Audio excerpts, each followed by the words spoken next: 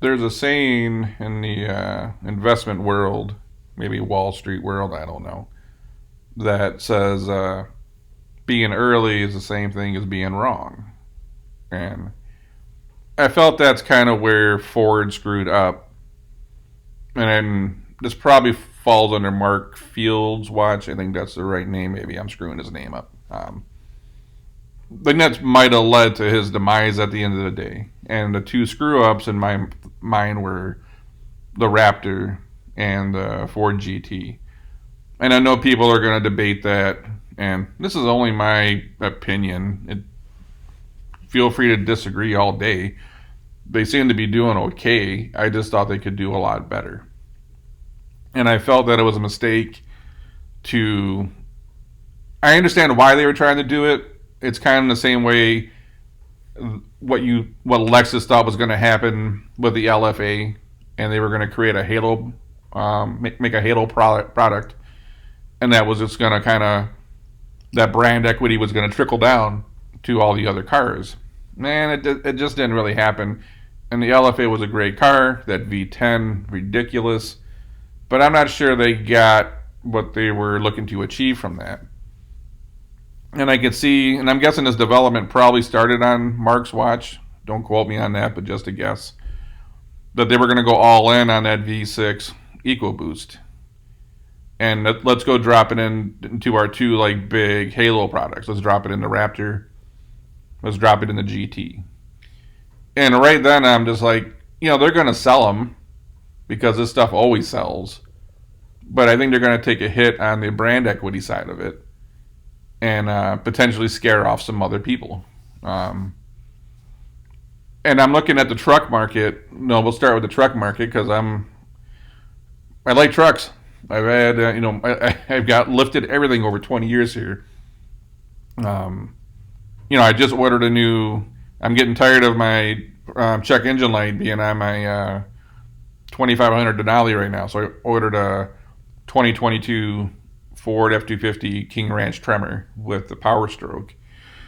And I'm a truck fan. I like the truck market. And the thought of the V6 EcoBoost in the Raptor was just a turnoff to me.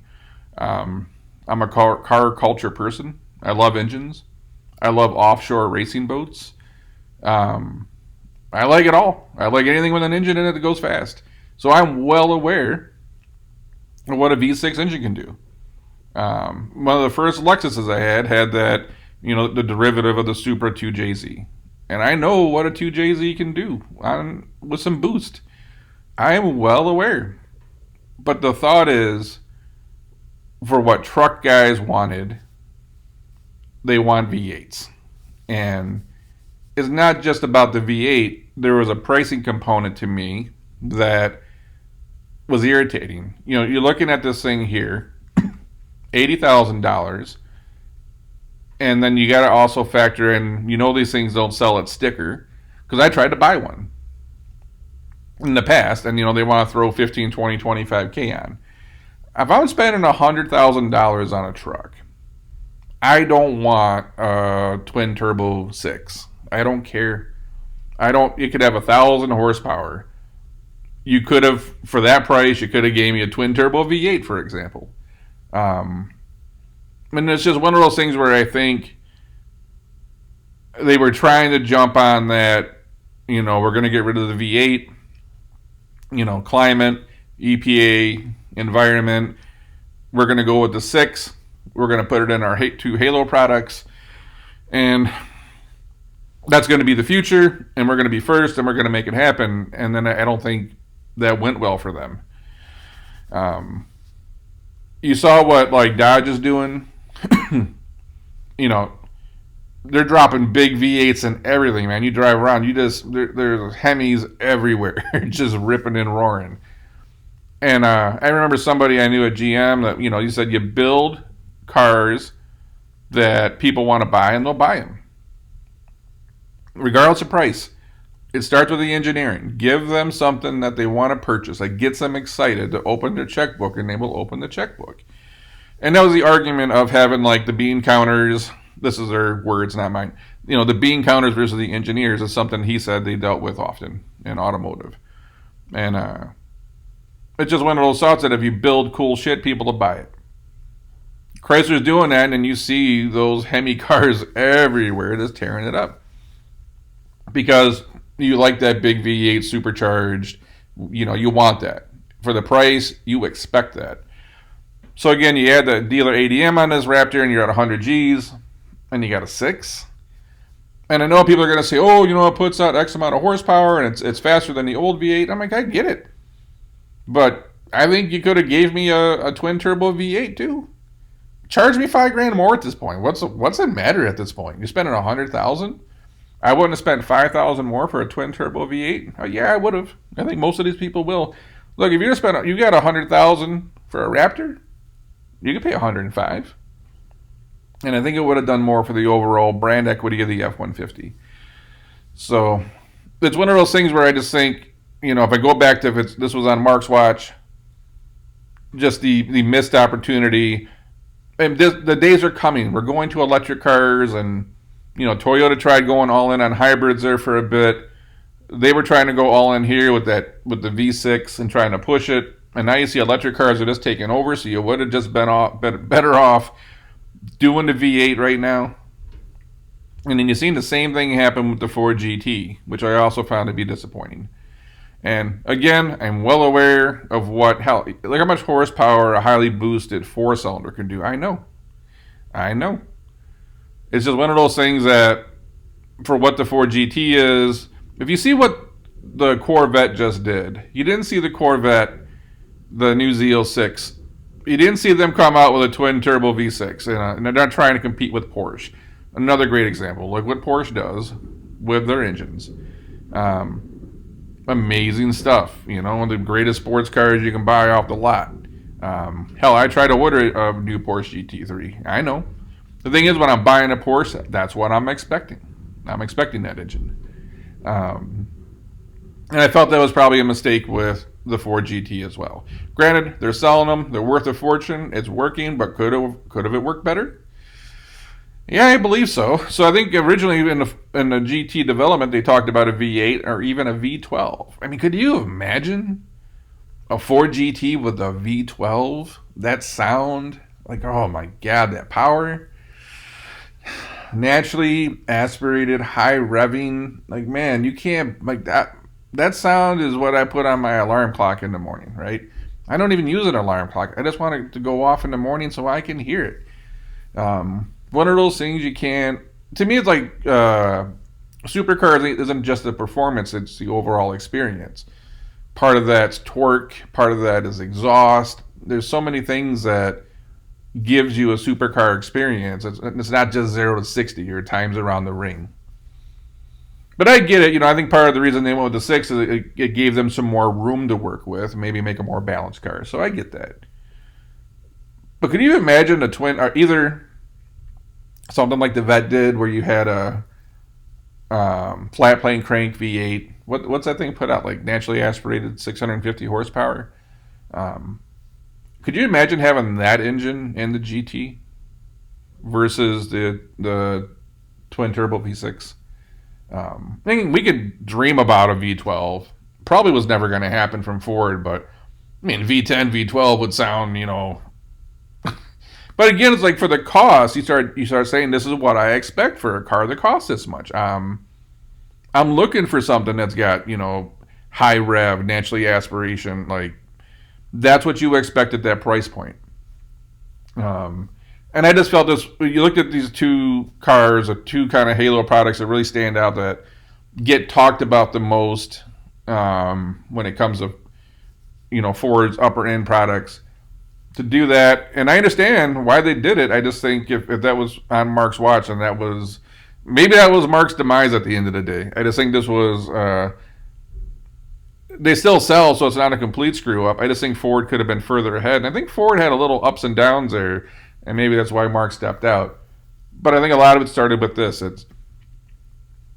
think they were trying to market to a certain crowd at that point, and I think it's always a mistake to not understand your customer.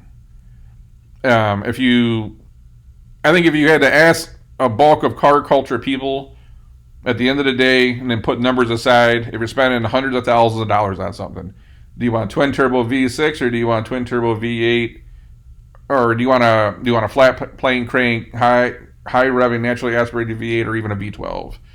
And when you're talking about that money, I gotta imagine that maybe the numbers won't be as lopsided, but I have to imagine more than 50% are going to say, give me the flat plane crank high revving V8 or V12 over the V6. And it's like one of those things where you're so focused on maybe trying to appease a certain market that's, growing but not massive at the moment, that you're not thinking about who your core customer is.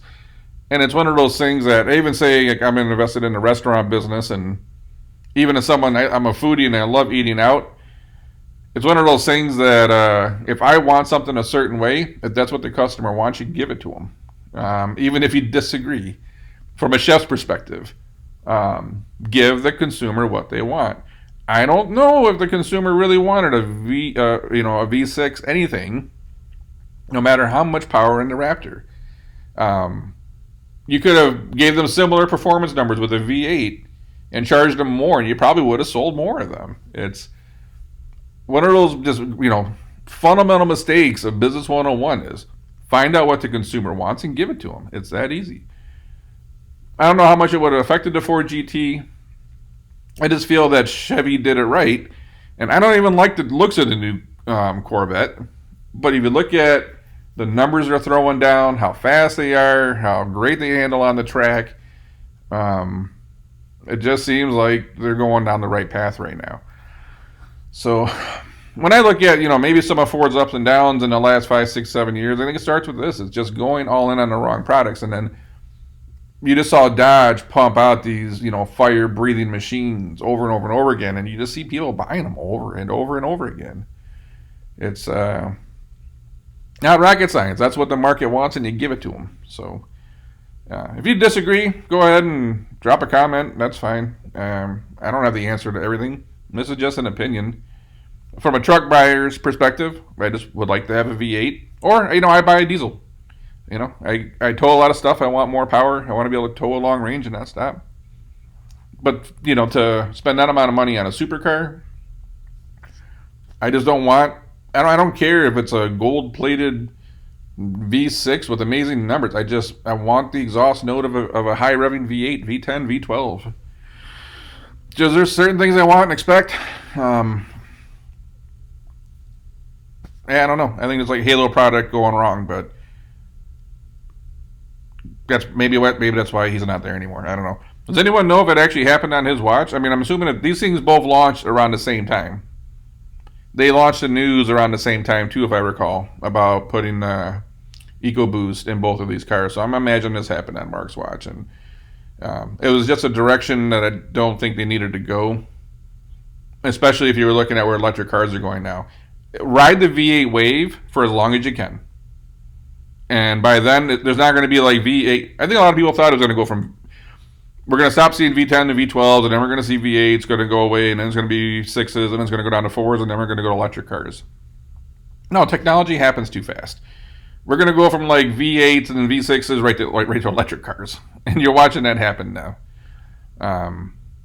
So we'll see what happens. But I look back. I was always a fan of the Raptor. I like lifted off-road trucks.